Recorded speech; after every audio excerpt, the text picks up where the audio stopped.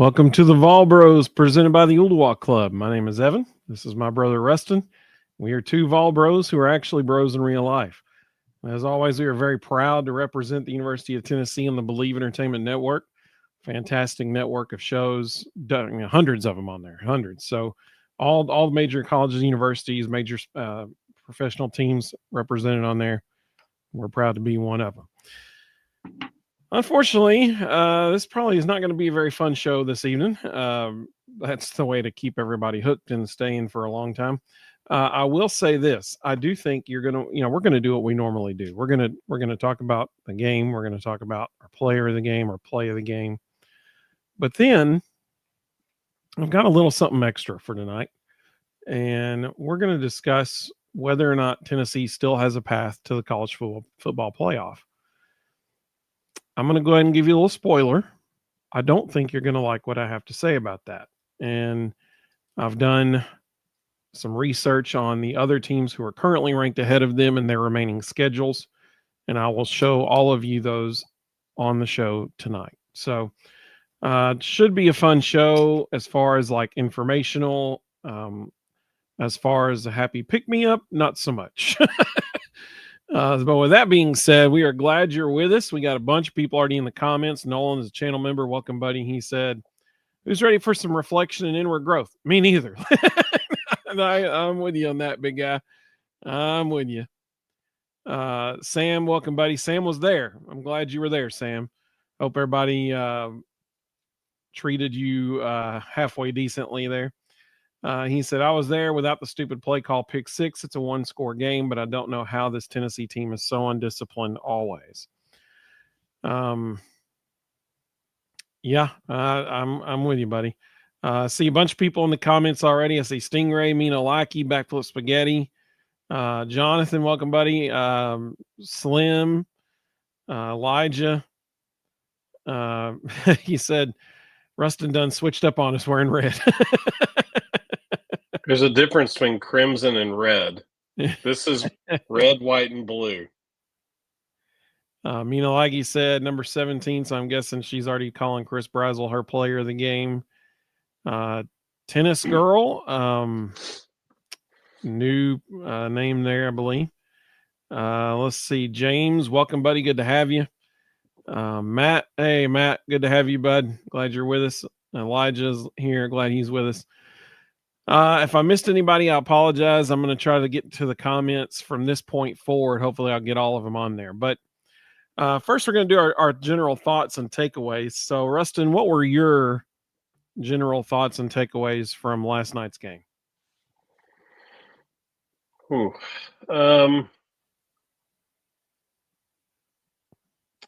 So, I didn't get back to the hotel last night until about 11 o'clock. And my son had games all night. We were in Nashville for a tournament. And I specifically told everyone I was recording it and not to say a word. So my son and I get to the hotel last night. We turned the game on at like 11 o'clock and watched it skipping through the commercials. Today, we ended up in a all morning and all afternoon long rain delay that resulted in us coming back early and not finishing the tournament. So I had a lot of time today to sit and watch clips on my phone and evaluate. First thing I will say, that Alabama team has figured out their identity, and they are very similar to the year that they had Tua and Jalen Hurts both, and they became a pass-first offense. I thought they did a really good job getting the ball to their playmakers. Their guys made some spectacular plays. I thought at times our coverage actually was pretty good. They just made plays. There was one throw in particular. Colton Hood had fantastic coverage on Ryan Williams, and he just made the catch. There's nothing you can do on that. It was a highlight reel catch. I felt like our defense actually didn't play that badly as a whole. I thought our linebacker core actually played very well. Um, I thought we had two individuals on the defense who had their worst game as of all, and that hurt everyone. And unfortunately, one of them's only out there because we have two corners that are injured. And I think if Ricky Gibson or Jermod McCoy plays in that game, it's a very different result. Ty Redmond got picked on all night, and he quit. Plain and simple, he quit. He got tired of being picked on, and he stopped playing hard. And I wish they had put somebody. I wish they had sent a message and just put somebody else out there in his spot. You know, put Boo at the nickel and put Jalen McMurray at that corner. Ty Redmond hurt us significantly last night, both in the pass and the run. Dominic Bailey had his worst game as of all. Watching it back, I was shocked at how many plays he got manhandled. That's not normal. He doesn't normally get moved, much less thrown around like a rag doll. And he had a horrible game. If you go back and watch the few times they have success in the run game, it's running right at him. And he's nowhere to be seen. He is getting thrown out of the way like he doesn't exist. So I was very surprised by that. Three of our top four tacklers were our three linebackers, which even more impressive in that was Edwin Spillman only played the second half and still recorded 6 tackles and a pass breakup. Yeah, he was everywhere when he came in. So, the linebackers did a good job. Joshua Josephs played extremely well. Jordan Ross played well. Bryson Easton had a good game. David Hobbs played well. The safeties actually played very well. Idris Farouk, I thought, may have had his best game this year. Tyree West played well. We had 2 guys, and it's an 11-man game. And if all 11 people don't do their job, you can get exploited. And Dominic Bailey and Ty Redmond did not do their job. And unfortunately, they recognized that and they attacked it with everything they had. That's one reason why you saw so much of Caleb Herring in the second half. The coaching staff clearly got sick of watching Dominic Bailey get killed. On the offensive side, we have a real problem with our run game blocking. We did not run the ball enough. We only ran the ball 33 times versus throwing it 44. And I think a big part of that was we just don't have confidence in our guys' ability to run block for a sustained period of time. I was very disappointed with the number of times it was 3rd and short, 2nd and short, and we're taking shots. Deshaun Bishop had a highlight reel night, and he only got, I believe, 14 carries. He should have been toting it until they stopped him. And he was averaging over 10 yards a carry for a little bit. Yeah, he finished at almost 9 a carry, and Star Thomas finished at almost 9 a carry. So we had guys running the ball well. He had 14 carries. Star Thomas only had 3 carries. Like that, I don't know how that happens. We abandoned the run, and the only reason you would do that is if you don't trust your guys to get pushed. We've got to resolve that. Like that can't be the case. We had a significant advantage there. We could have milked the clock. We could have kept their offense off the field. We could have run the ball down their throats. We, even with sacks and tackles for loss, we still averaged over 4 yards a carry on the game. We just gave up on it. Like we were throwing in downs when we easily could have exerted some physicality and run right through them, and we just chose not to do it. I thought it flustered Joey. He made some ill-advised throws.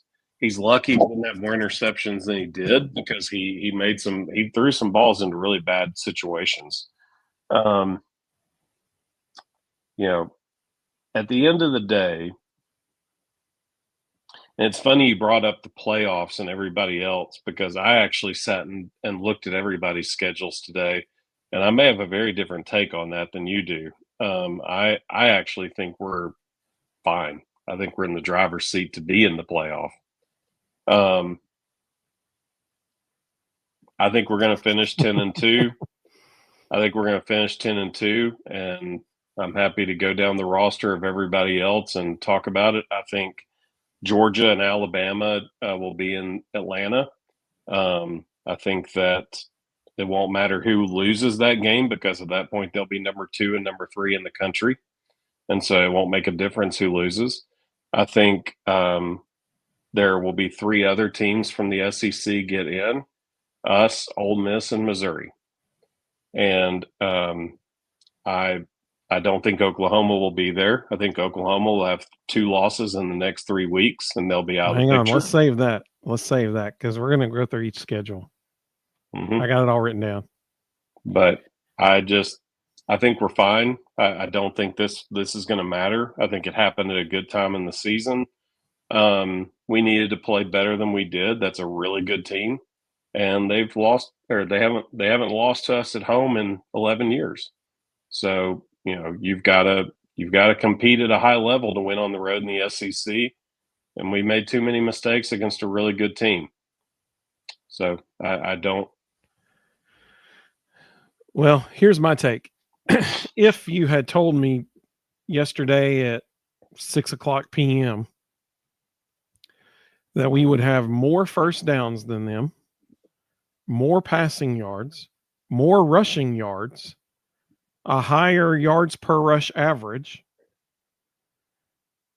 same amount of turnovers, and almost the same amount of time of possession, I'd have been like, yeah, sign me up. I would have thought we had won the game. But unfortunately, I think there were 2 plays that literally changed the game. Just two. I mean, there are obviously more than that, but there were 2 that completely altered the game. And without a doubt, the number 1 play was the one right before the halftime. For the life of me, I do not know why we came out and ran play action. That makes 0 sense. No one. It was an awful call. I'm sure they all wish they had it back. It was a terrible decision. I mean, no one who halfway knows anything about football thought that they were going to be running the ball on that play. There was 0 reason to fake a handoff. None. Mm-hmm. They could not run on that play. They had to pass the ball. Everybody knew that. So when you come out in that formation that they came out in and fake the handoff, everybody knows exactly what you're about to do. You're about to send one guy to the front of the end zone, one guy to the back of the end zone. If you're going to do that, at least send one guy, leak somebody out going the opposite corner of the end zone, and maybe he'll get lost as people are thinking he's blocking or something. Unbelievable. That's the play. And then if you're Joey, you cannot throw it behind the guy in the flat. You can't do that. He saw Van Dorselaer get hit pretty hard coming out, starting into his break. And he was like, well, there goes that option. Well, it turned out Van Dorselaer was more open than Miles Kitselman was. If he had thrown a bullet in there, there's a chance it could have gotten to him.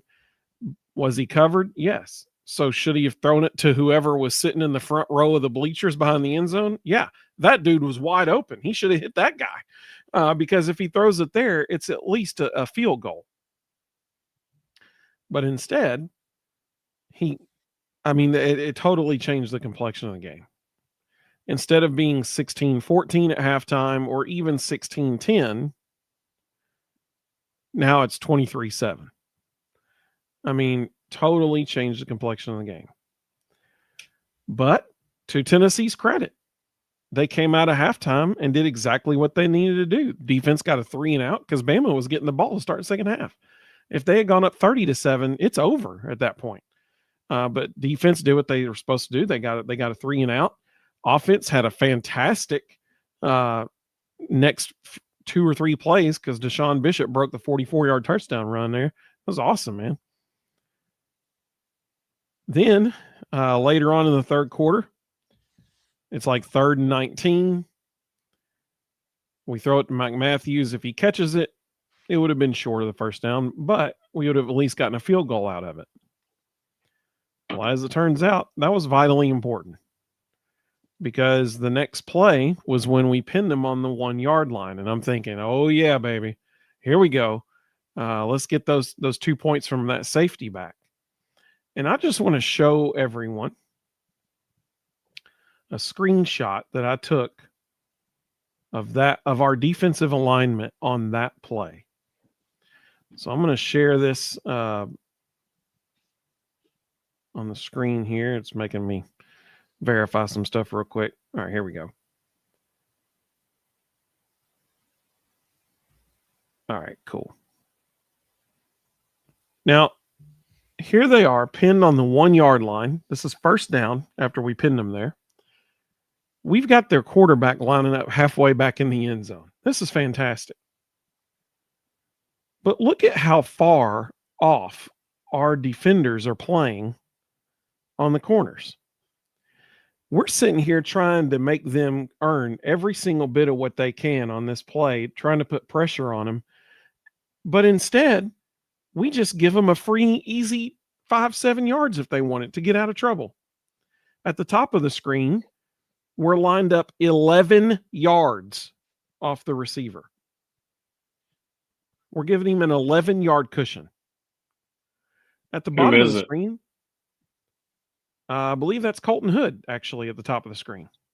So that's trusting your top corner. So just because he shows off 11, he can walk up and press late. He also breaks on the ball, but he didn't. So this was taken less than a second before the ball was snapped. Don't they throw it to the guy down here at the bottom of the screen? They do. Down here at the bottom of the screen, we've got, I believe, Ty Redmond covering Ryan Williams. Yeah. They picked on Ty Redmond. And look at the difference. Colton Hood's at 10 yards. Colton Hood's at 10 yards. Ty Redmond's at 6. They've told Ty Redmond to walk up because they don't trust him to understand routes and route shape. And so they walked him up more to try to get a little bit of what they're really trying to do is they're trying to challenge Ty Simpson to go after Colton Hood. They're trying to get him to throw to the top of the screen because they want him to attack Colton Hood, and they're baiting him into it. And, the reality is Ty Redmond's not ready for this scenario. Well, unfortunately, Ty did not try to press Ryan Williams at all. He started at this position and then continued to drop back after the ball was snapped, giving Ryan at least 7, if not more, yards of a cushion. They make an easy throw to him. Ryan breaks a tackle from Ty and ends up making a first down. So here we are. We have them pinned inside their own 1 yard line, and we just let them off the hook.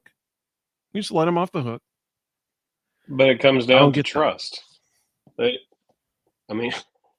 Again, I would have liked to have seen Boo Carter in at the nickel here and Jalen McMurray down there covering Ryan Williams, because we're in the middle. We're back into the third quarter here. Like, they've watched the entire game now of them pick on Ty Redmond. And it's in Ty's head at this point. With a 6 yard cushion, he's probably not supposed to take more than 2 read steps. If he takes more than 2, it's in his head. He's afraid of getting beat deep. And, again, they're aligned like this because they're trying to bait him into throwing at Colton Hood. They want him to go to that side. But Ty Simpson didn't take the bait. He was like, no. I'm picking on the weak sister over there that sucked all night. Well, I get, saying, well, we don't want them to beat us deep, and they throw a 99-yard touchdown pass. Well, at least do something to make them take at least a couple more seconds instead of just snap throw, because we have zero chance of getting the quarterback then. At least do something where he has to wait at least 1.5 seconds to 2 seconds to give our guys a chance to get in his face before he throws the ball. So understand what you got here. So there's a deep safety in the middle of the field. Colton Hood is showing soft coverage, but he knows he has help over the top. So on ball snap, he's going to sprint up and take whoever that receiver is at the top. He's trying to bait a throw. He wants it. He's trying to create a pick six. He wants them to attack him because he knows he's got help over the top. Ty Redmond doesn't trust that he has help over the top, and he's down there in no man's land trying to figure out how to cover Ryan Williams. The two guys in between them, they've got curl zones. And so to Ty Simpson, it looks like the middle of the field's covered. All he really has is probably a bubble screen would work to either side out of this formation. But he's looking up and seeing 7 in the box and going, any number of those guys could be coming right now. And so, they're trying to bait him into this throw, and Ty Redmond's inconsistency and bad decision making lets him out of the box. I mean, that's really what happens. Again, this is another scenario where there's 10 guys on the field doing their job and one not, and he's the one that gives up a big play. Well, so we had this debacle. Then at the end of this drive, really, this drive ended up being the dagger, because our tackling on this drive was just absolutely horrific. And it ended with what you referred to earlier, Ty Redmond's, I can't even call it an attempt at a tackle. Down on the goal line, he didn't even try to wrap up. Like, he just hit him with a shoulder and then just walked out of bounds. Like, what are you doing, man? Like, at least try to wrap him up. 0 arms in that tackle at all, just a shoulder. And then Tyree West got onto him. If you go back and watch it, Tyree West comes up and shoves him after, like, what are you doing? Yeah. I mean, you can't let him in the end zone, and he just straight up let him in. I mean, there's no other way of saying it. It wasn't even a hard shoulder bump. It was just a shoulder hello, basically, like, I'm here. And then he walked right past him. I would not be surprised. I would not be surprised because I don't know if you noticed, William Wright got a lot of run in the second half. Yeah, he did. I would not be surprised if that was preparing him for this upcoming week, to where he can walk up and back up Boo at the nickel, so they can slide Jalen McMurray out to the corner and get Redmond off the field. But you know what? In spite of all of what we just said, in the fourth quarter, they were still in the game. It was 30-20. Our defense held them again. It's 3rd and 10. Just under 9 minutes left in the game. If we hold them again, we get the ball back, score. It's a 1-possession game with 5 minutes left. Literally anything can happen at that point. But 3rd and 10. Colton Hood has an unnecessary defensive holding call on him. Ball was way overthrown. It wasn't going to be catchable, but because he held the dude, all of a sudden the incatchable part is negated because he held the guy. So, and it was blatantly obvious that he held him because he had him by the shoulder pads inside this collar, holding him back. They end up marching down the field, scoring, and then that's the game. Just unreal. We could not get out of our own way. Very, very, very, very disappointing. So those are my thoughts on the game. Let's see what people in the comments had to say. There's a bunch. That's good. Let's see. Billy, welcome, buddy. Good to have you. Mina, like he said, we're currently ranked 17. Yeah, my bad on that. I thought she was talking about Chris Brazel and that. We are 17th in both polls. Sanjay's already concerned about Florida. I wouldn't be after Billy's fired. Let's see. Tony said Joey made a bad throw, but that was a stupid play call on the last play of the first half. Just stupid. Totally agree. And I guarantee every coach on that staff wishes they had it back. It blows my mind that nobody on that headset was going, guys, there's no reason to be in this personnel. Like, they're not going to anticipate a run here. Exactly. And the other problem with the play call, and this is, I think, something that's undervalued. We went 23 personnel, so 2 running backs, 3 tight ends. Okay. Everybody in the place knows you have to throw on this down because you can't run the ball. If for some reason you don't get in, you can't get your field goal unit out there quick enough to kick a field goal. So everybody knows this is a pass play. So Alabama, even if they load up and go big to match your bigs, they still have 4 DBs on the field. So their 4 best athletes are better than any of your tight ends athletically. So you basically not only just pigeonholed yourself into a play action pass, you pigeonholed yourself into a play action pass with lower caliber athletes than the other team's athletes. So, Yeah. it's not going to be hard for a hard corner who has to cover Mike Matthews all the time to all of a sudden pick up Deshaun Brame in the flat. Like, that's not a tough cover for him. So I would have liked to have seen 4 wide, maybe put Star Thomas in and let him be a decoy, make them worry about him flaring, and run a pick play and see if you can get away with it. If you don't, no big deal, throw it away. Even if they call pass interference, you're still going to have a 35-yard field goal to get 3 before you go in. Put your best athletes out there, run a pick play, see if they call it, see if you can get away with it. If not, no big deal. Kick the field goal, go in up 16-14. Backflip Spaghetti, we thank you so much for that super chat. Thank you very, very much. He said, this had to be the worst prediction weekend for me ever. I have so much crow to eat. I'll be eating until 2028. Coach definitely needs some deep evaluation of his staff, in my opinion. I'm not ready to fire anybody, though. I'm not ready to fire anybody either. I just want them to make better decisions in critical moments. I was shocked. I was shocked today to see the number of people who are online today talking about people needing to be fired. We are 5-2. We are going to finish 10-2. We have 5 years ago. Like, I can't even believe I have to say this. 5 years ago, Jeremy Pruitt was our head coach. Since then, we've been ranked in the national top 10 twice. We qualified for the college football playoff. At times, we've had the number 1 offense in America.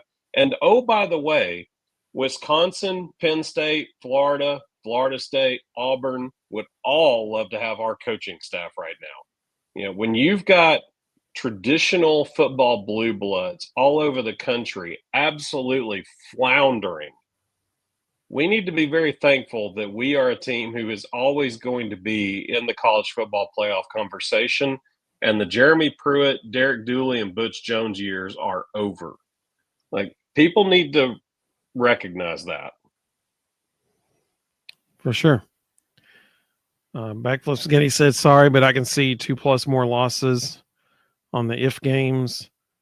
Elijah said, if we win out, I think we'll have the best 2 quality losses you can have. I do agree with that for sure. Backflip said we don't have the depth on defense, especially in the secondary. Let's see. And that's another thing I'm going to mention later is, do we even see Jermod McCoy in orange? I don't know. We'll get to that. Let's see. Scrolling on down through the comments here. Elijah said the pick 6 really sealed the game, especially since they got the ball to start second half. Backflip said shouldn't have called it, but Joey made a bad throw. He did, yeah. Mina Laggy said, Ruston, don't know if you saw my question from before the show started. Can you explain the ineligible receiver penalty during the second drive? Braylon Staley got called for an ineligible receiver downfield because he was lined up in the slot on the line of scrimmage, also covered up with the receiver on his left, also on the line of scrimmage. Yep. One of the 2 of them had to be off of the line of scrimmage. He didn't do his job. He assumed that he was off the line. He didn't check with the side judge and make sure he was off the line. If those guys just look at the side judge and say, "Hey, am I good?" or thumbs up, thumbs down, they'll always tell him. So he made an assumption rather than actually getting clarification from the side judge. And that's something their coaches tell them to do on every play. They should be checking the side judge. That's 100% on Braylon Staley. James said that the Alabama coach said they knew what we were going to do. I'm assuming he's talking about on that last play, the first half. I think everybody and their mama knew what we were going to do that play. Yeah, and there was another time. It wasn't difficult. There was another time I even tweeted this out during the game. It was 2nd and 10, and we ran the ball like we always do. And I tweeted out, I said, if I, sitting in my living room, knew we were going to run the ball on 2nd and 10, I have a pretty strong feeling that the whole Alabama defensive staff knew the same thing. And we ended up getting 2 yards out of it. That was it. Why not run play action then and throw the ball?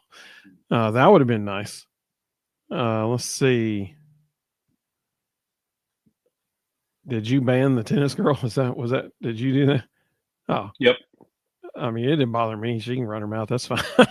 Just helps the algorithm with it. I don't like seeing the comments. I'm not dealing with stupid. Let's see.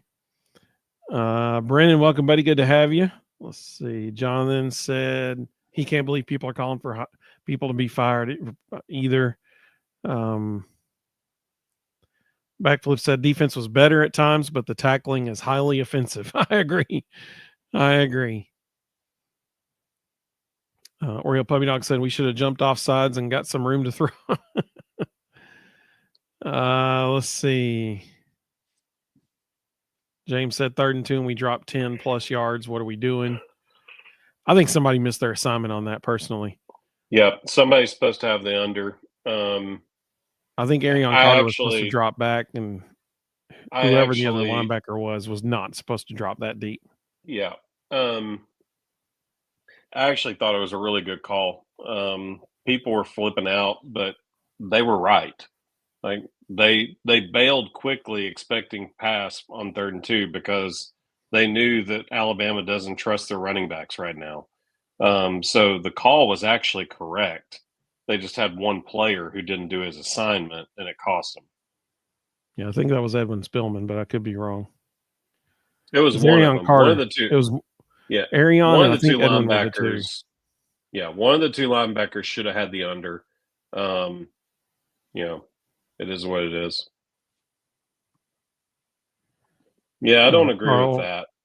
He said, for those listening, he said Boo has quit on this team. I actually thought Boo played pretty well. The last 2 weeks he's played pretty well. He had his worst game ever 3 weeks ago, but I thought he's actually played pretty well. I'll say one other thing for this Alabama team. I heard a stat today that was mind blowing. Do you realize that this Alabama team, with that win last night? Now listen to this because this is wild. With that win last night, Alabama became the first team ever in the SEC to win 4 straight ranked games without a bye week.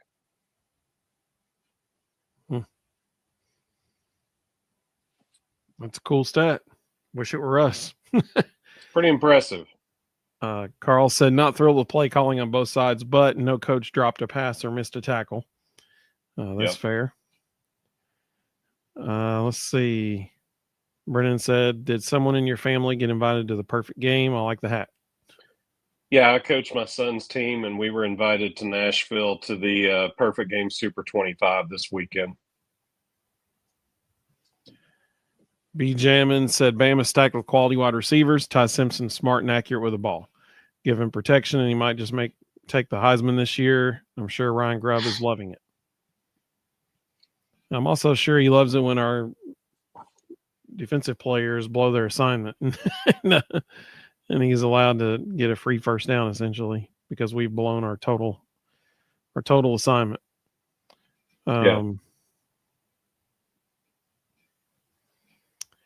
Let's see. James said Josh Heupel's situational awareness has been suspect the past 3 years. It changed when Golish left. Matt said, I haven't said one thing about anyone getting fired.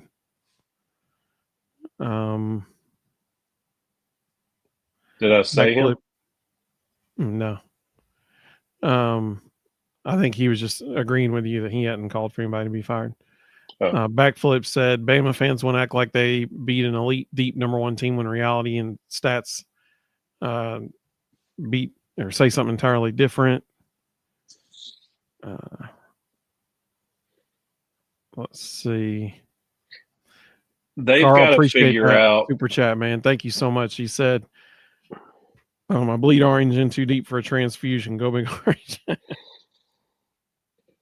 Bama's got to figure out their run game. They can throw their way into the playoffs, but you can't win big games in the playoffs without an established running game. So I could see them being a team that even possibly wins out, even wins in Atlanta, and walks into the playoffs 13-1 or 12-1, and gets upset because they run into somebody that's really good in the secondary and just does a good job defensively, and they can't run the ball, and get caught up in a game that doesn't go their way and lose to a team they shouldn't lose to. So I like Mina Likey here. Her comment. She said, "Wow, I went from orange to black, dark mode." So we do have a group of people. Let's see. There are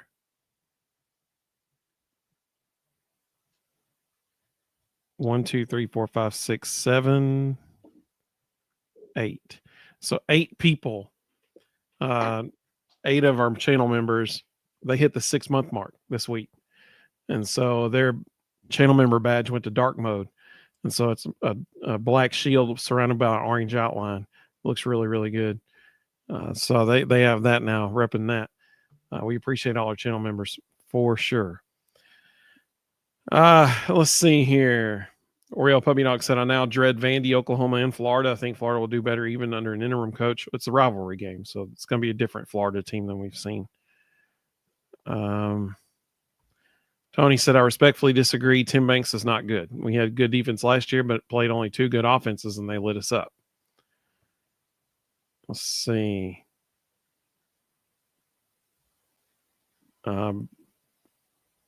Backville Spaghetti said, Kentucky has nothing to lose. They pretty much gave Texas the win, claiming the W, but we definitely can't sleep on Kentucky. We can't sleep on anybody. People were thanking you for blocking the tennis court. I don't know about that. That Kentucky team is all-time bad. Like that Texas team has proven to be the most overrated team in America by a lot. Let's see here. Rebel Jews here. Welcome, buddy. Good to have you. Yeah, everybody was appreciative that you blocked her. You banned her. Let's see. Elijah made a great point. He said, what I don't like is opposing players disrespecting our defense, and our defense proves them right. It's like it doesn't light a fire in them. Yeah, man, I agree. Tony said, I'm a mess. Yesterday started off bad with the news of our best coach in Knoxville might leave, then we lose, last night. So it is, I don't know what's going on with Tony. He's not gone yet. That's all I know. I hope he stays. That's all I know.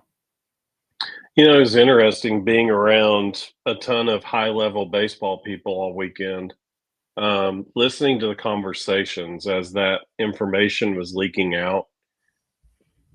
Obviously, nobody wants to see him go. He brings a lot to the organization. He brings a lot to the community. He's a fantastic representative for the program. But the general consensus was, they'll just promote Elander and keep the rest of the staff. It'll be fine. So it was interesting listening to, high-level baseball people viewing it that way. That it was like, we'll still have Elander and Frank Anderson, and it'll work. It'll work out. I think that speaks volumes to the reputation that Elander has created for himself on the recruiting trail. He's out there every bit as much as Tony is, and it was interesting to listen to. It was not the conversation I was expecting to hear. Doug is a Georgia fan. He's one of my good friends. He actually saw Ruston at Dollywood. Yeah, so Thursday night on our show, he goes, "Is Ruston in Pigeon Forge right now?" I said, "Yeah, he is. He's up there at Dollywood." And he goes, "Well, I thought I saw him on the trolley today, but I didn't know if it was him or not." And so he saw you on the trolley back to the hotel. But so I told Doug, I was like, "Hey, if you're still at Dollywood, I mean, he lives right up the street from me. I was like, if you want to bring some cinnamon bread on, I mean, that'd be cool with that." And he did. He brought me some. It was awesome. I appreciate that, Doug. It was delicious as well. I love that cinnamon bread. Elijah said, ranked game left in our schedule, or Bama's schedule, or whose schedule? I don't know about the Missouri part, but he said ranked game versus Czech Notes, Vandy in Missouri. Oh, he's talking about this week. They play each other this week. That's what he's talking about. Brent, welcome, buddy. Great to have you. Brent said our 1 sack to their 4 sacks. Didn't see that one coming with the offensive line issues. Amen, brother. Totally agree. Totally agree. Tyler, welcome, buddy. Said pressures greater than sacks. Our defense is always going for the homers when we need base hits. That's true. fair. Let's see. B. Jamin said the Bama defense did blow some assignments too. Vols picked up some long 3rd and longs. Yeah. Let's see. Terry, welcome. He said, I'm an Alabama fan. If I'm being honest, it looked like Tennessee just didn't believe they could win after the pick 6. Well, I get that. I understand that. I thought that Heupel's attitude going into halftime was good. I thought that Tennessee's, the way they started the second half, showed that they felt like they could win it. They come out, their defense gets a stop, and then they immediately score on that 44-yard touchdown run from Deshaun Bishop. So they responded really, really well. And then we let them off the hook with that first down from, inside their own 1-yard line. We give them a 7-yard cushion, and they're out of trouble now. Unbelievable. Keg, welcome. Good to have you. So I agree. Coming out in the second half, I felt like they did play really hard. As the second half went on, I think you saw some frustration because every player on that field knows what everybody else's assignment is. And if you're constantly watching somebody either bust their assignment or not play hard, and it seems to be the same 1 or 2 people over and over and over, everybody on the field knows it. And there's a boiling point where you get to just a level of frustration that's like, okay, why aren't we making a switch? Like what is happening? You mentioned Tyree West shoving Ty Redmond after he made a business decision on that tackle on the sideline. That's some of it. That's a leader on that team looking at a dude going, what are you doing? Like, what? We've watched you play like crap all night, and now you have a chance to make a tackle and you do that to save a touchdown. I think you're going to see some changes there this week because Willie Martinez is a competitor, and he is not going to tolerate that. Like that lack of effort that Ty Redmond showed, that will not go unpunished. He will make a statement. Yeah. James said, I think McElroy gave us the Simpson genealogy and his whole life story. So tired of hearing Greg calling our games. We had to see his whole family all game after every play. Yeah. Ty Simpson became the new Cade Klubnik. Yeah, 100%. Yes. In no way should Greg McElroy be calling Alabama football games. Head coach at UT Martin? Well, now that you mention that, I think I did hear that once or twice somewhere. I was I was a little agitated that Does they he? just kept talking about UT Martin, and they never mentioned that prior to that he was the Yeah. offensive coordinator at UTC. Like, why Yeah. didn't we go further back? Did Ty have a brother? Apparently, Oh, okay. All right. The Simpson Bros. That's their podcast. Let's see. hmm B. Jammin said, "Is there any single team that looks leaps and bounds above the rest? Ohio State hadn't played anybody.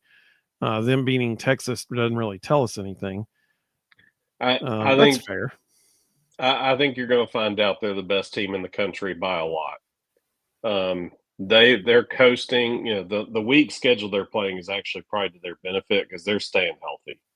So they've got dudes like they can play with anybody. Let's see. Rebel G said, I think Heupel trusted Golish to call plays. Heupel was able to focus on managing the game. So actually, Heupel called the plays when Golish was here as well. Yeah. Golish may have had a little more input, but Heupel was ultimately the one calling the plays. Who was calling the game with Greg McElroy? Who was the analyst, play-by-play guy? That bald guy, I can't think of his name. He typically does a pretty good job. I almost died laughing out loud when he said Joey Halsley was calling plays. I'm like, dude, yeah. No. Yeah, he ain't doing that. Yeah.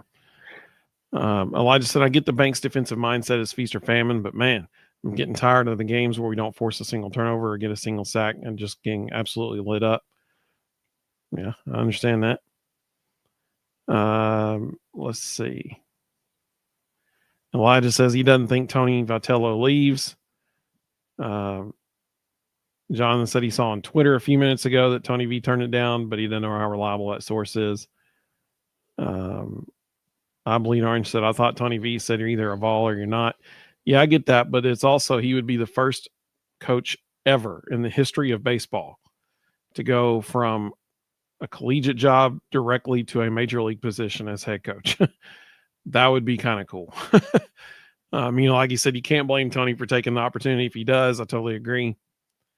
Tony said Elander's okay, but he's nowhere near Tony V. Watch and see if this happens. Yeah, I understand that. Let's see. Elijah said also Tony's big thing is his energy. I wonder how hard it is to keep that up for 162 games, especially if it's a sub 500 team. That's fair. That's a good point. Well, more importantly, do the players respond to it? Because nobody in the majors coaches like that. Those guys are a little finicky about how they handle things. Yeah. I Bleed Orange said, when does Josh Heupel have to start winning these road games, or do we give him a pass on them every game? I'm hearing both sides. I don't think we give him a pass at all. It's still technically possible he can make the call. Listen, the goal is you got to make the college football playoff. If you don't make the playoff, then you should rightfully, be on the hot seat. But especially if you miss about a couple games, he's not there yet. He's not on that hot seat yet, and he shouldn't be. He's a fantastic coach. Let's see. Oh, Elijah was talking about Bama's upcoming schedule. Yeah, we'll get to that.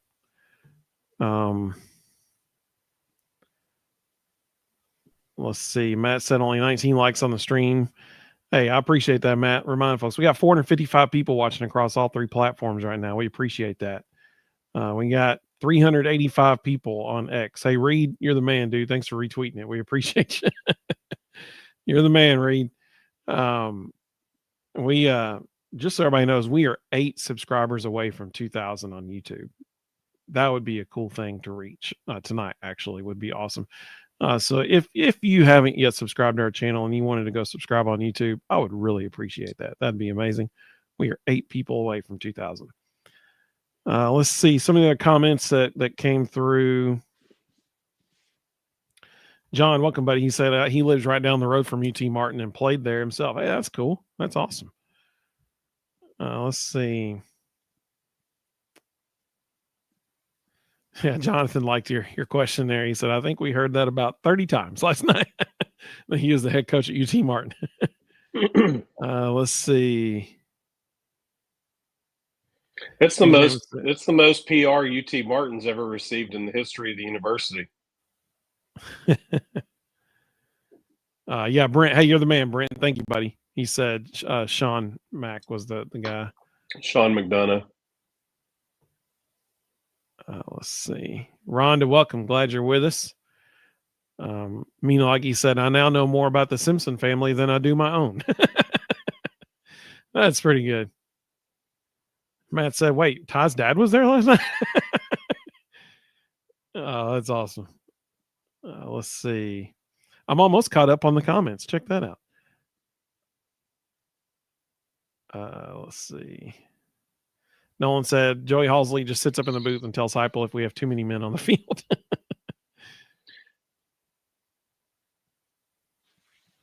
Well, his primary role, I mean, just to be clear, his primary role is to identify coverage. He's making sure that Heupel's seeing what he thinks he sees.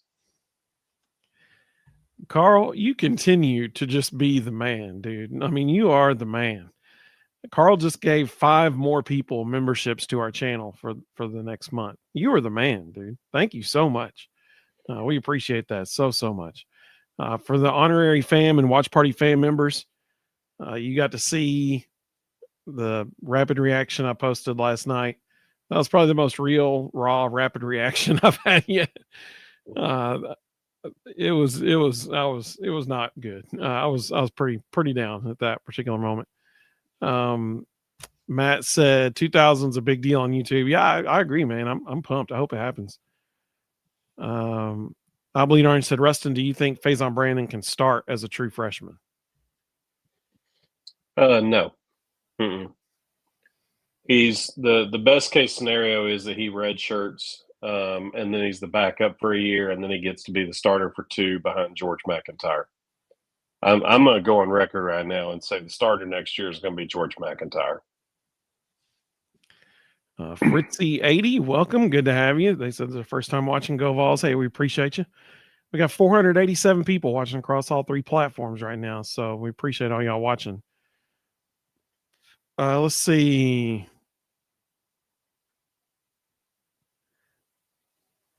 Oh, Carl, you're the man, dude. So he gave us those memberships because that bumps our subscriber count up. You're the man, Carl. You are the man. I'm gonna send you something, Carl. You've been so good to us. I'm gonna send you something. Let's see. Yeah, Rebel Jews echoing what Ruston said earlier. He said Heupel's done a lot for the program. Let's not forget the years before him. Absolutely.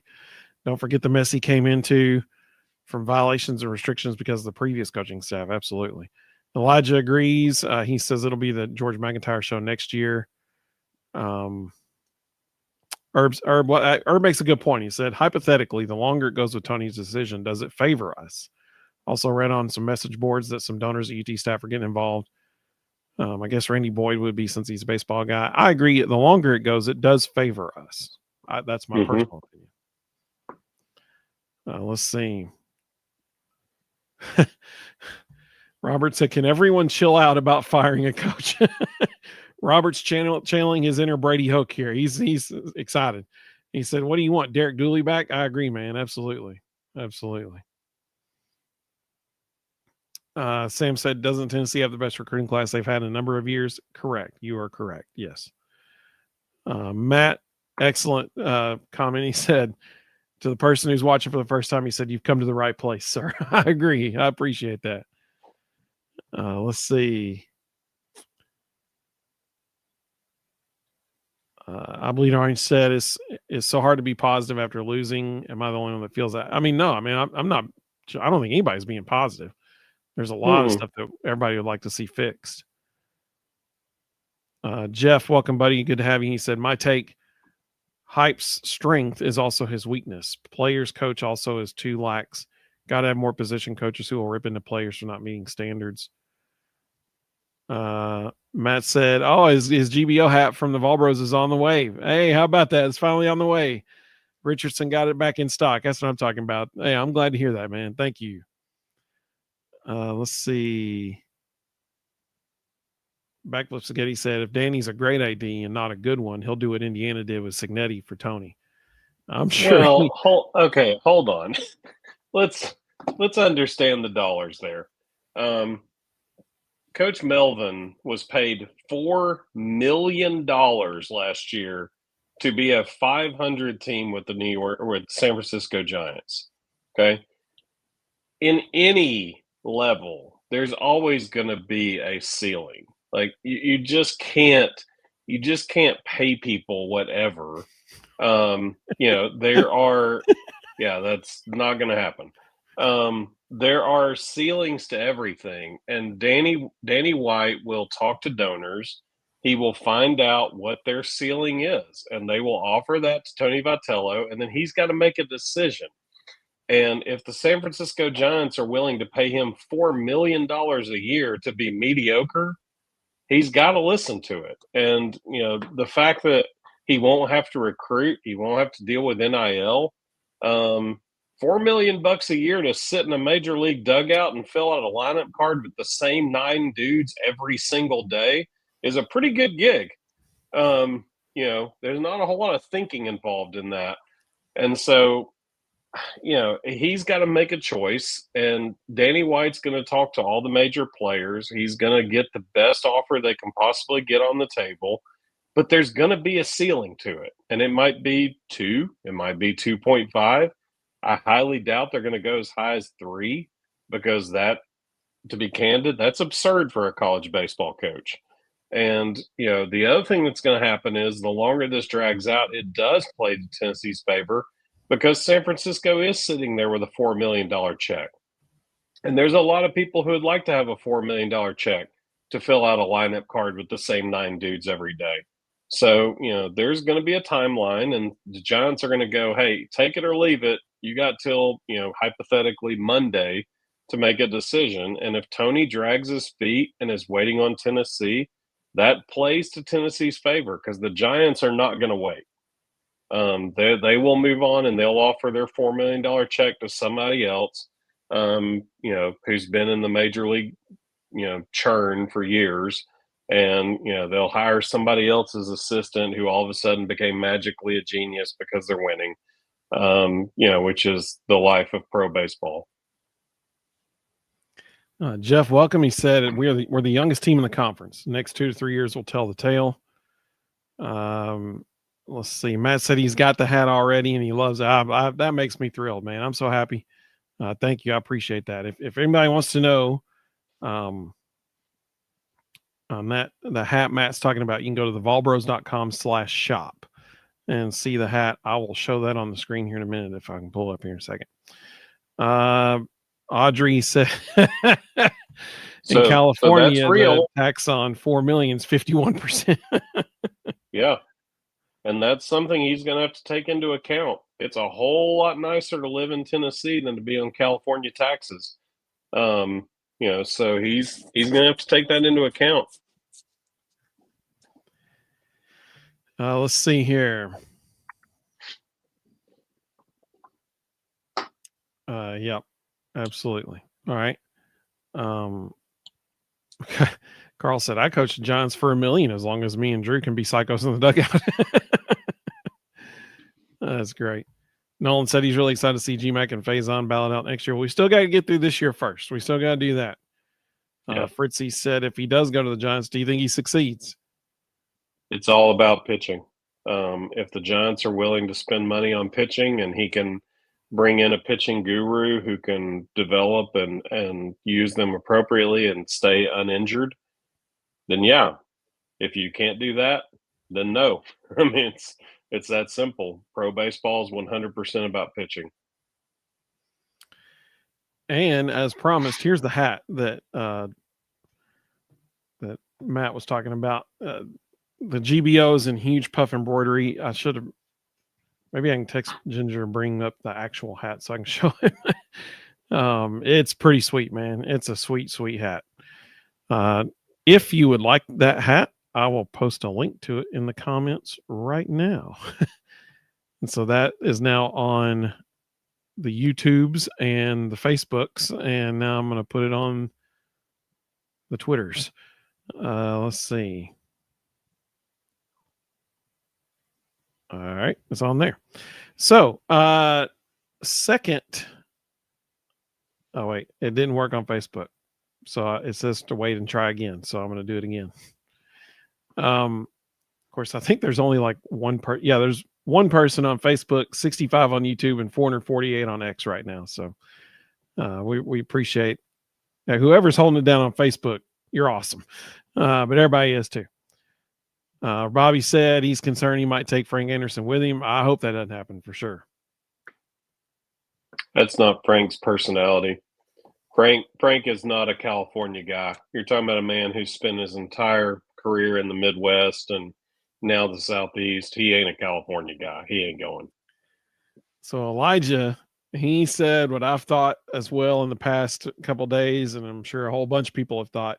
He said, what I'm scared of is if he goes and it doesn't work, then he comes back to Arkansas after Dave Van Horn retires. It's a legit possibility. I'm just saying it could happen. Sure. It also could happen that 3 years from now, it doesn't work out for him or Elander, and all of a sudden the Tennessee job's available again. So Brennan said, for the introverts listening, don't buy the hat because you can't go anywhere wearing it without being asked about it. I've been asked multiple times a day. I love it. That's awesome. Carl said it's a great chance to be a Vol evangelist. Yeah, Carl made a good point. He said the Giants are also looking for a pipeline to some Vol baseball players. I mean, that's a legit point. I mean, the best players in the country are going there, so you might as well go there too, right?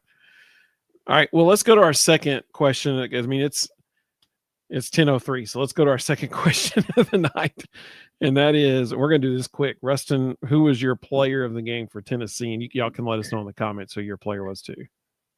Yeah, he didn't get enough touches. Deshaun Bishop, 14 carries for 100 and whatever yards. He needed a lot more touches. 123 yards, 2 touchdowns. He needed the ball in his hands. Averaged almost 9 yards a carry. They needed to get him the ball more than 14 times. Yep, totally agree. He is my player of the game as well. I don't know how you could pick anybody else, honestly. He was my player as well. Minalaki agreed. Elijah agreed. He said Bishop was very, very good last night. Minalaki said Bishop. Carl said Bishop. Man possessed in the second half. Backflip Skitty said agreed. Bishop. Jonathan agrees it was Bishop. I mean, he was the guy last night. He sure was.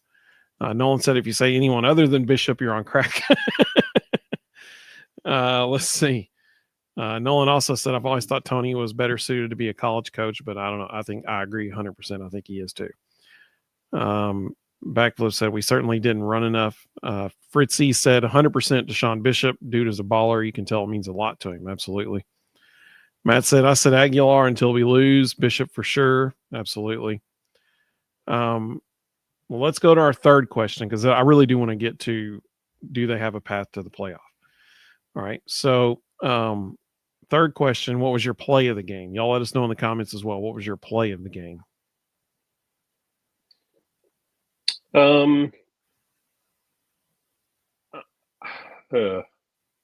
Probably the Deshaun Bishop run in the second half where he had he ripped off about a 40, 50-yard run, had a couple of jump cuts in there that were just outstanding, and just made Alabama's defense look terrible. So that was the 44-yard touchdown run. That was my play of the game as well. That was a beautiful run because he should have been tackled probably at least twice in that run, and just absolutely beautiful. Let's see. Some folks chiming in said, Nolan said if we had 11 Bishops on each side of the ball, he would have rushed for 350 yards. Jonathan said, on a side note, what was Perlotti doing when he smacked the ball on the fumble? Being a freshman. That's what he was doing. He was being a freshman. He thought it was an incomplete pass, and he was just hitting the ball. That's exactly right. He thought it was an incomplete pass, but no whistles were blown at any point. So you can't hit the ball. If he picks it up and takes off running, he might actually score a touchdown on that. He was being a freshman. That's exactly what he was doing. You got to play it out. If you play it out and turns out they stopped it or they blew a whistle, that's fine, whatever. But you got to play it out. That's why they didn't call it an incomplete pass to begin with, because I'm sure officials are taught default to it's a fumble, and then if it's not, we can always go back and call it an incomplete pass, but you can't go the other way. So let it play out as though it's a fumble if it's close, and then we'll go back review it. If it's an incomplete pass, we'll just fix it then.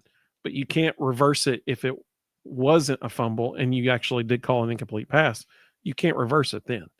So that is a massive learning opportunity for literally everybody on the field. You play it out. You always play it out. Make the official stop you later. You play it out. Because that could have been a touchdown for Tennessee. Let's see. Elijah said off topic, but Tennessee posted some highlights of the scrimmage against Ohio State. Looked like Nate Ament put on the crazy poster material. Looking forward to seeing them scrimmage here in a couple days, actually. Like you said, I should be a blocker. I'm getting good at this. Nolan said, my player of the game was the only review that went our way the entire game, play of the game. That's great. Jonathan said he agrees with that play of the game, a 44-yard run. Let's see. Christian, we're glad you're here, but I'm not going to post your comments. That's why it's our show. But we're glad you're here. I have posted some Bama fans' comments tonight because they were actually good and insightful. But when you do that, so this one is, she said, Tennessee still in playoff contention unless they lose another, potentially. I think Ruston and I have differing opinions on that. We'll get to that here in just a second. Carl said, does being in the playoff really mean a lot? We don't have the team and could get bounced first game. I think I'd prefer playing a great bowl game and on a good note, Vols can't win at all. Yeah, in my opinion, you got to get in the playoff because the whole point is to try to win a national championship. And you can't do that unless you're in the playoff. If they go to, ranch dressing salad bowl down the, wherever, then you're going to have so many people opting out. It's just going to be a glorified scrimmage game. And so, my opinion is get to the playoff. Volcano said, if y'all don't make the playoffs, will y'all's season be a disappointment? Yes. Every single season, the answer to that is yes. That is the expectation. That's the standard. Jonathan said Perlotti would 100% have scored on it. I bet he won't enjoy that in film session. Absolutely. Totally agree.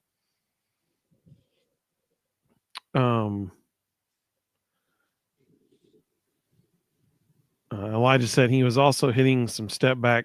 Oh, Nate Ament. He's talking about Nate Ament. Tide Talk Live. Glad you're with us. They said, heck of a game. Good luck the rest of the way. It was a good game, and it was certainly closer than the scoreboard would indicate at the end. Side note, how was it not a touchdown with 1 second left? It wouldn't have made any difference, but Peyton Lewis stretched the ball across the plane. It actually would have made a difference because it would have covered the over in Vegas. It ended up being the under because they didn't review that and give him the touchdown.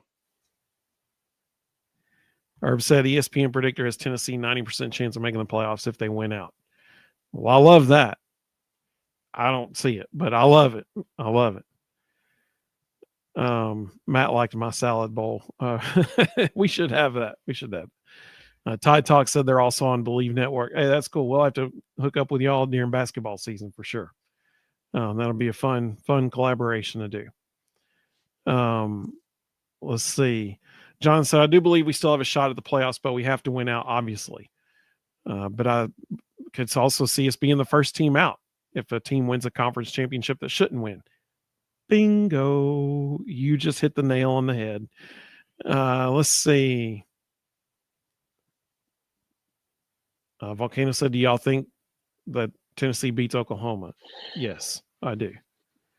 All right, so let's do that. I'm going to put on the screen here.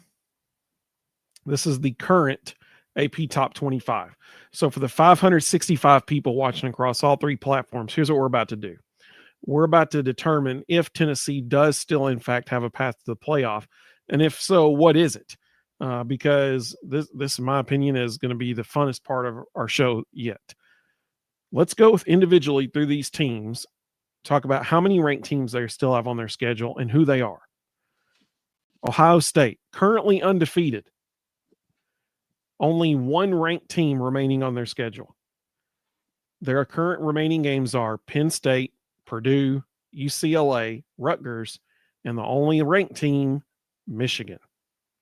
In my opinion, those are 5 wins for Ohio State. They're going to finish the season undefeated. Yep. All right, let's go to Indiana. 0 ranked teams left on their schedule. They play UCLA, Maryland. They got one. Who? And they'll face Ohio State in the Big Ten championship. Well, okay, all right, but they're going to be undefeated going into that game. Sure. So they have UCLA, Maryland, Penn State, Wisconsin, and Purdue. Those 5 games left. So in my opinion, listen, I know it's college football. I know that. Anything can happen literally any day of the week. I get that. Okay. UCLA can beat Penn State. I get that. I'm just saying if everything plays out the way things should play out, here's what's going to happen. Ohio State and Indiana both finished the regular season undefeated. They're both in the playoff. All right, now let's get to Texas A&M. Texas A&M has 3 ranked teams left on their schedule. They have LSU, Missouri, South Carolina, Samford, and Texas. I do not think Texas A&M finishes the season unscathed. However, I also don't think they lose more than one of those games. Honestly, I think Missouri might be their toughest game remaining on their schedule.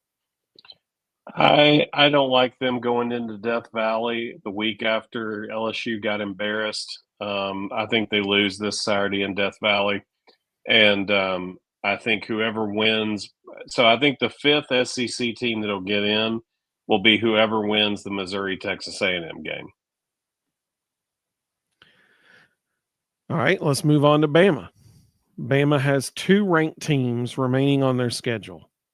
They play South Carolina, LSU, Oklahoma, Eastern Illinois, and Auburn. In my opinion, Bama's going to win out. If that's the case, the SEC championship, they're going to win it all. Yeah, so if that's the case, they're in. They're in the playoff. So they'll be the number 2 seed in the playoff. So of the 4 that we've covered so far, well, let's finish Georgia. We'll finish with them, and then we'll move on. So Georgia has 2 ranked teams left on their schedule. They play Florida, Mississippi State, Texas, Charlotte, and Georgia Tech. In my opinion, they might lose one of those games. I do not foresee them losing 2 of them. If that's the case, and they only lose 1 game, they have the same amount of losses as Tennessee, and they beat Tennessee head to head. Who in that group do you think is going to beat them? Well, I mean, if I had to pick, I'd say 0. But at most, there's 1. And it would either end up being either Georgia Tech. No, it'd be Georgia Tech. I mean, that'd be the only thing. And I don't think Georgia Tech's going to beat them. No chance. I mean, I'm just saying hypothetically, the most they're going to lose is 1 game. Tide Talk Live, hey, we appreciate you, man. He said, gave you guys a sub. Wish all the best. We'll return the favor. Thank you, buddy. I appreciate that.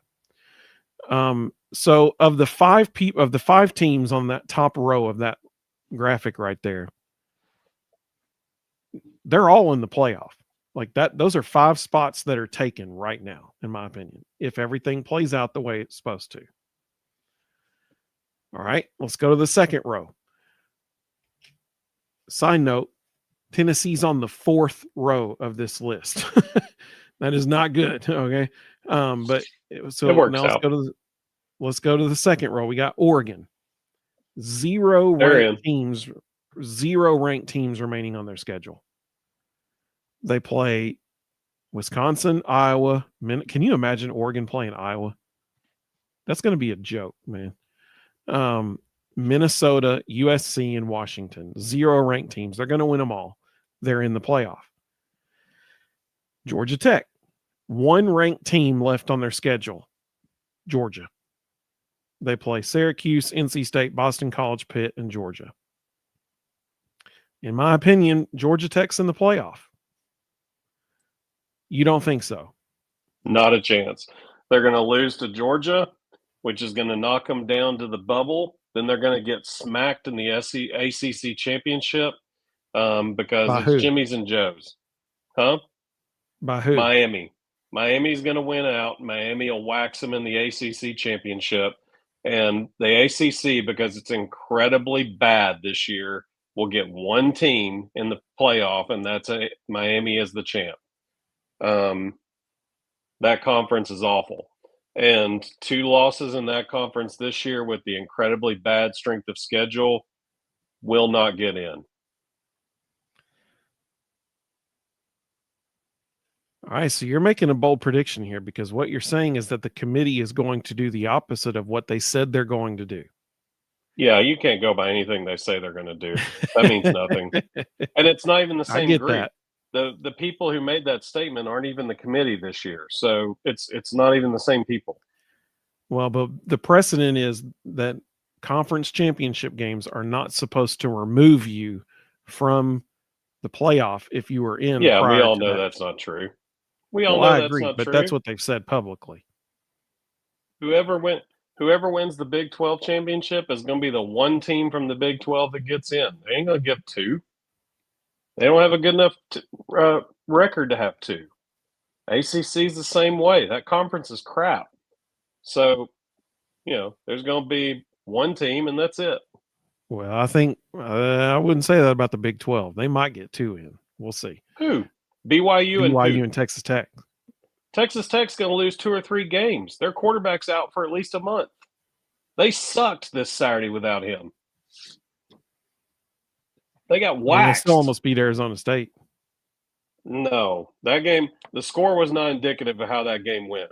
Arizona State owned them. Well, let's keep going down the list here. That team's not going to be in the conversation. So now we're getting to Ole Miss. They have one ranked team left on their schedule. They play Oklahoma, South Carolina, the Citadel, Florida, and Mississippi State. I think Ole Miss wins out. They're in the playoff. Yep. Miami, 0 ranked teams left on their schedule. They play Stanford, SMU, Syracuse, NC State, Virginia Tech, and Pitt. They'd have no more bye weeks. They play every single week from here on out. I think they win out, make it to the ACC championship game. All right. Vanderbilt, 3 ranked teams left on their schedule: Missouri, Texas, Auburn, Kentucky, and Tennessee. I would not be shocked if Vanderbilt loses 2 games of those 5. I think they're at least going to lose 1, potentially 2. If they lose to Tennessee, which I think they will, then Tennessee can leapfrog them, and they should. Okay. They will. All right. So now we're at BYU.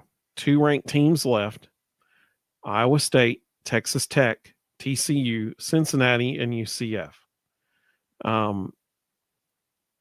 Here's where this gets interesting, in my opinion.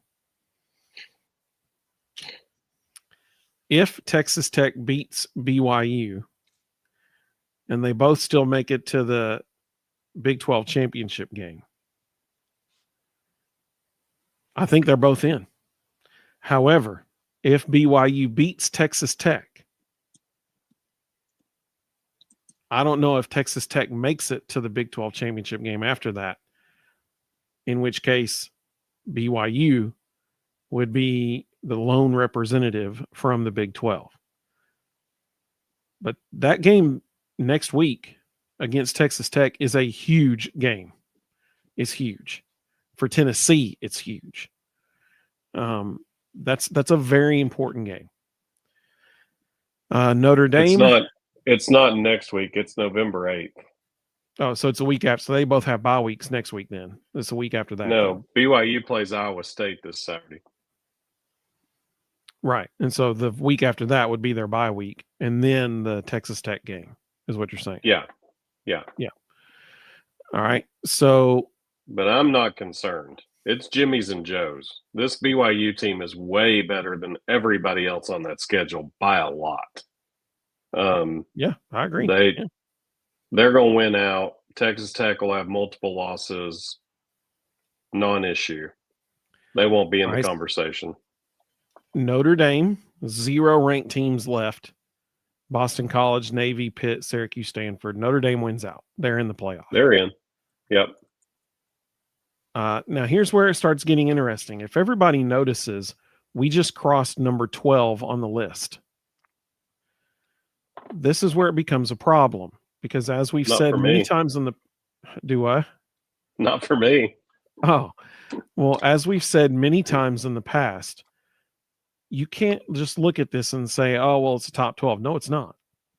The 12th spot in the playoff is reserved for the group of 6 school that is currently ranked the highest, at the end of the season. Right now, that would be South Florida. South Florida is in the driver's seat more than anybody else in the country right now for getting in the playoff. If they just went out, they are literally guaranteed a spot in the playoff. So in order to be in this playoff, you have to be in the top 11. And even then, you might not make it if somebody wins a conference championship game that shouldn't win the conference championship game. Then that happened last year with Clemson. So then whoever's number 11 gets kicked out for the winner of that conference championship game. So really, in order to be comfortably in the playoff, you really need to be in the top 10. That's the reality of the situation. All right, so let's keep going through here. Oklahoma, poor Oklahoma. They have a murderer's row ahead of them. They have by far and away the most difficult schedule left on this list. They have 5 games left. All 5 of them are against currently ranked opponents. They play Ole Miss, Tennessee, Alabama, Missouri, and LSU. I think Oklahoma loses 4 of those games. Yep, they're out of the conversation. Agreed. They definitely lose. They definitely lose at least 3, but good chance they'll lose 4. Absolutely. Then we go to Texas Tech. Only 1 ranked opponent left. They play Oklahoma State, Kansas State, BYU, UCF, and West Virginia. In my opinion, they only have 1 loss in there, and that's BYU. And now we've got an issue, in my opinion, because what if with only 1 loss, they make it to the Big 12 championship game? At that point, BYU's in, no matter what happens in the Big 12 championship game. And if Texas beats them in the Big 12 championship, let's say their quarterback's healthy, he's back, and Texas Tech beats them in the Big 12 championship game, they're both in the playoff, and Tennessee is now left out. If BYU beats Texas Tech in 2 weeks, it goes to head-to-head because they and Arizona State will both have 1 conference loss, and Arizona State beat them head-to-head. Texas Tech won't be in the Big 12 championship game. Well, Arizona State better win out, and they better win out. But even if they do, it's Jimmy's and Joe's. If BYU plays that, like, BYU is not going to lose to them. It doesn't matter what field it's on. It doesn't matter what time of year it is. It ain't happening. So, they are significantly better. So there's only 1 Big 12 team going to be in this conversation. Now we get to Missouri. 3 ranked teams left. They play Vanderbilt, Texas A&M, Mississippi State, Oklahoma, and Arkansas. I think they have 1, maybe 2 losses in there. The Missouri Vanderbilt game this weekend is incredibly important. Not only just for the two of them, but for Tennessee. It is incredibly important. And now we get to the real wild card. And that's the Wahoos at Virginia. And no, I'm not being mean to them. That's what they're called. So Virginia currently only 1 loss. Correct? I'm not wrong on that, right? Yep. Okay. All right. Virginia currently 1 loss. Their remaining schedule, 0 ranked teams. They play North Carolina, California, Wake Forest, Duke, and Virginia Tech. Here's where it gets really tricky. If Virginia, Miami, and Georgia Tech all win out, except for Georgia Tech if they lose to Georgia, now you've got a head-to-head situation where one of those 3 teams will not be in the conference championship game. And in that situation, how are you going to, whichever team doesn't make it to the conference championship game, they would only have 1 conference loss. The only reason they didn't get into the championship game was because of a tiebreaker. How are they going to be left out of the playoff? Because the conference sucks. I agree. Pretty simple. But they're ranked ahead of Tennessee right now, and they would still only have 1 loss. But they've made it clear strength of schedule is going to be the number 1 indicator. Well, and I hope so. Because otherwise Tennessee would be. First of all, I think Virginia is going to lose at least 1 of those games, maybe 2. I think they'll lose at Cal because that's hard to go across the country, and I think they'll lose that would at be a tough Duke. one. I agree. That Duke team is better than people realize. I think they'll lose at Duke as well. So I don't believe they're even going to be in this conversation. But I think Ohio State, Indiana, Alabama, Georgia, Oregon, Ole Miss, Miami, BYU, Notre Dame are locks. There's your 10, or there's 9. I think whoever wins between A&M and Missouri is the 10th. We're number 11, and South Florida is number 12. I mean, I really hope that happens. I really do. Of course, Tennessee has to do their part. They have to win out. Yeah, I'm saying assuming we win out, which I believe we will, we'll be sitting at number 11, and we will be in. What'll be interesting is who that number 6 is. It could be Oregon. Going to Oregon would be weird, but that might be what we're doing. So here's the deal. Matt just asked, Notre Dame a lock? Yeah, unfortunately they are, because they have 0 ranked teams left on their schedule, and they don't have a conference championship game. Yeah. So if they win out, they're in. I mean, that's the reality of it. They're in. For anybody who feels like Tennessee controls their own destiny, 100% they do not. They do not control their own destiny. Because if you do the math on that, there's only 2 teams ahead of them still left on their schedule, and that's Oklahoma and Vanderbilt.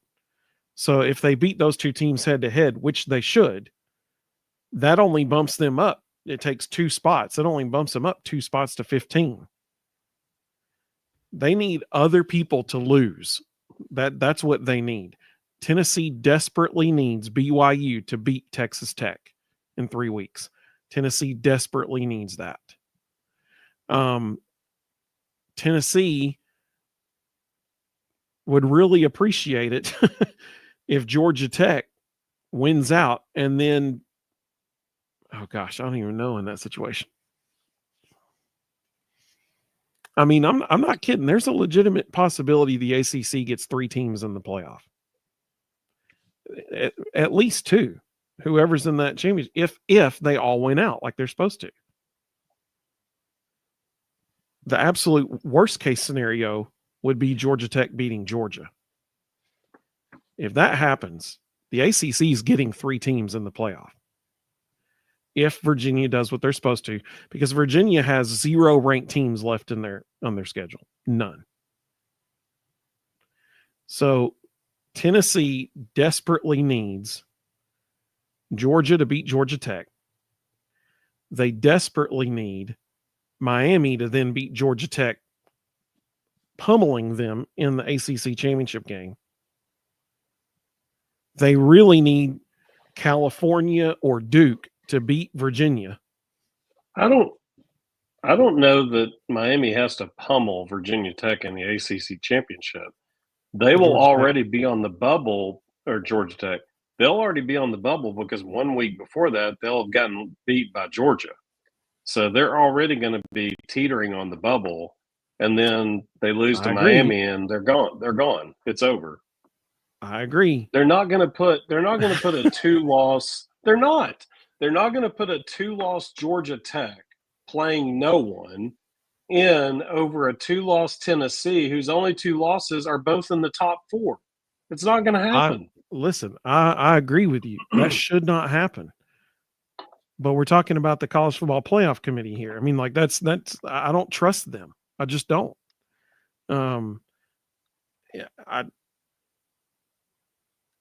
Does Tennessee still have a path?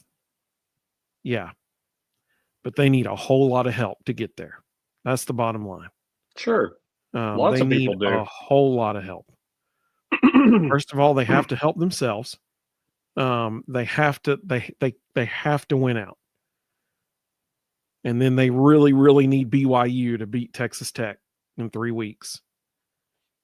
Matt just hit the nail on the head. He said Virginia and Notre Dame, once again, the SEC is eating itself. You're exactly right. That's exactly right. Rhonda said, Evan, I understand I'm the same way. Never trust the committee. Nolan, sadly, you're right, buddy. He said, I think it also matters who has a Heisman candidate on their team. Yeah, you're right. I mean, Ty Simpson's the front runner for that now, for sure. But could Tennessee still make the playoff? Yes. Is it a very, very narrow path? Way too narrow for my liking. That's the bottom line. We're all cheering. I mean, Georgia has to win out. Like they have to, and they have to beat Georgia Tech. Bama really needs to win out so that those 2 losses look like fantastic losses. It would be preferable if A&M lost 1 game between now and the end of the season. That would move Georgia and Bama above them, so you'd have losses to the number 3 and number 4 team in the country as your only 2 losses. That would be very, very helpful. BYU needs to beat Texas Tech, and either California or Duke needs to beat Virginia.